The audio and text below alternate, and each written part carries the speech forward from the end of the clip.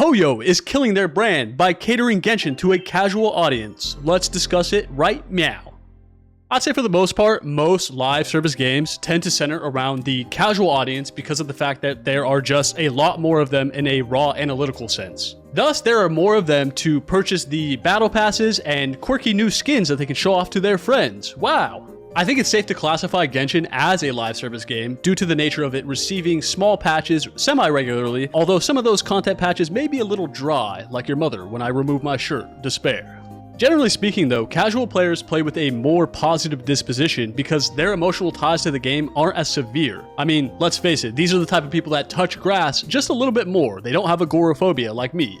Usually casual players just want to enjoy a game with their friends, or they gravitate towards most live service games for their universe or the lore attached to the characters. And let's be honest, Hoyoverse games have a ton of lore. You can read all of these little scrapbooks everywhere and gain all of this knowledge about certain characters and who dated who and all of the spicy drama. It's like Genshin TMZ. Casual players typically don't spend their days thinking about how to raise a digital number inside of a game. They are more normal. They have better brains. Their brains are not rotted like us gacha players. These players could care less about min-maxing stats or endgame success. The reason I mention this though is because it's just an inherent fact that casual players care a lot less about the failures or successes attached to the companies that created the games that they play. Oftentimes they aren't even aware of the interworkings of these companies. They simply just want to enjoy the experience for what it is.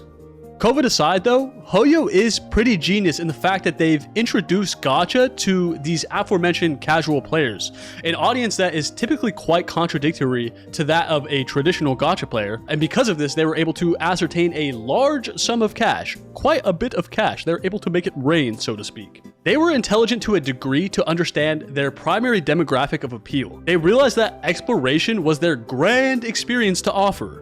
Casual players would love to come back to the game to experience the beautiful region of Teyvat for all updates to come. I mean, look at Fontaine. This was a region in which the player really didn't need to have many built characters due to the fact that most of the exploration took place in Bikini Bottom, where your team compositions just simply didn't matter. All you did was swim around, tap the button, switch to the shell guy, blow up, swim there, bada bing, bada boom, you're done. This was a streamlined experience catered to players that don't play very often, and it offered an immersive exploration experience. And since Sumeru, their primary emphasis has been to add teleport beacons so that new players or returning players can jump right into the newest content or the newest region right away to explore and to have fun and to do all of the many things.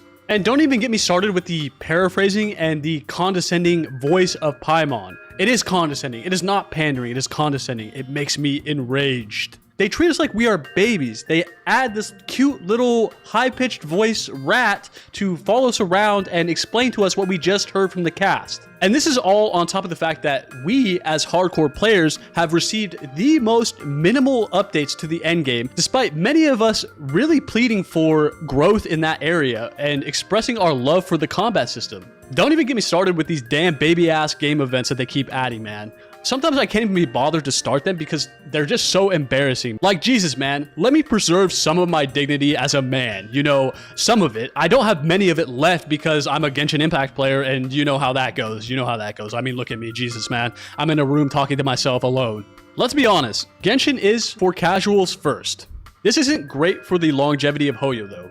Look, Star Rail is, or at least was, an amazing game. I'm looking at you right now, Castress. Please do not castrate us in our pursuits against power creep. Please, please, I beg you, please. But anyways, I think we can at least agree to some extent that the game was good. That being said though, there is no denying that the carryover from Genshin was not close to 100%. It's safe to say that HSR has typically always generated less income than Genshin. Obviously, the statistical data pertaining to sales is a bit contrite and should be taken with a grain of salt. However, if you have a slight amount of common sense, you would probably know that Genshin has sat at the top of the throne for quite a bit of years now and has really remained prevalent as the dominating game. So it's safe to say that a lot of people did not try HSR despite being a Genshin player. This is due to a multitude of reasons such as the turn-based playstyle, releasing outside of COVID, or the fact that my phone doesn't have 1 million terabytes of storage. How am I supposed to save all of these gacha games, man?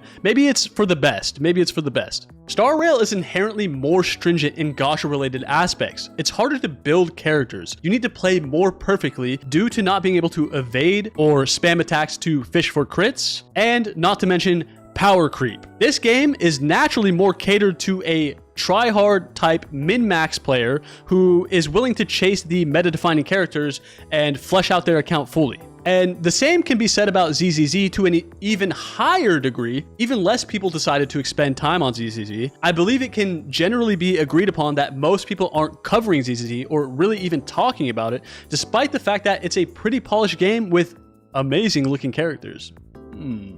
This is even despite the fact that ZZZ is an action combat oriented game that should theoretically have carryover appeal towards Genshin players. What if I told you that this is all because Hoyo is catering their largest, most successful franchise towards casual players? We are seeing a trickle-down effect right before our naked eyes. There are only so many hardcore players that actually give a fuck about what a Hoyoverse is and recognize when they release new titles. We are the ones that will go and try these games because we know the polish that Hoyo is or was capable of achieving. Or at the very least, we've experienced some type of good or positive memory that we've attached to their games previously. This is the example I tend to gravitate towards. Look at the Nintendo Wii, a console that faced a ton of strife at its conception due to its less traditional, less hardcore input style. However, despite that, the Wii would go on to sell a blistering 106 million units. How did this happen? It's honestly simple. Grandmas, moms, and even your creepy Uncle Tom purchased the Wii en masse to partake in the epitome of gaming: Wii Sports. This system offered a way for non-gamers to have fun and interact with other players by removing the constraints of a traditional gamepad. And we've all seen people that don't play games when they use a gamepad. They're looking at the floor like this and they're moving over here and it's driving me crazy. It's driving me mad. Come on, Susan, get it together. The thing about all of this though is that these people did not care about Nintendo in the slightest. They just want to play with the fun motion controls and obliterate their grandchildren in bowling. You know, normal things. These same people did not give a rat's ass when the successor to the Wii came out, the Wii U, because they didn't care about Nintendo. They're casual consumers only seeking to buy into an experience they won't ever associate with a brand. And what happened to the Wii U? It failed by only selling a meager 13 million units. 13 million versus 106 million. You know, I'm not a mathematician by any sense or any stretch of the imagination, but that is quite a big differential, I must say. You know, shitty naming schemes aside, I'm sure nobody knew what a Wii versus a Wii U was, especially not Karens or grandmas that go into a store. It's just like the Xbox versus the Xbox One versus the Xbox Series X1, X-3, 2.0. I don't know what's going on with these naming schemes, man, but the point is that nobody cared about Nintendo. They cared about the experience that the Wii brought them, and they had no association towards Nintendo with that. This same experience is happening with Hoyo's franchises. The more they release, the less players they will have carrying over by default from Genshin. This is a trickle-down effect that is killing their brand. And this is exactly why the hardcore audience is extremely important to emphasize and to listen to. They will follow you to your next games. They will continue to fund your endeavors. The only way they can possibly turn this around is by actually developing a game that truly pushes the envelope of what gacha games have previously shown they are capable of doing. Hoyo has the resources to do this, and honestly in the past I'd say they have the ability to do this as well, but I'm beginning to doubt their capability. I'm not sure if greed has overrun them or what's going on, but it just seems like the original Genshin had so much potential, and I'm done waiting for this company to come through and meet expectations. Honestly, I've been done, but it just sounds better for the script that I say that. I feel that Hoyo is just comfortable coasting by, collecting their guaranteed checks from Genshin and waiting for the game to eventually die so that they can create a new product and hopefully ascertain more funds from that. That's just what it seems like. I have lost all faith. And just like I'm done waiting for Hoyo, so is their competition. Their competition is tired of watching them sponge us dry of all of our expendable income.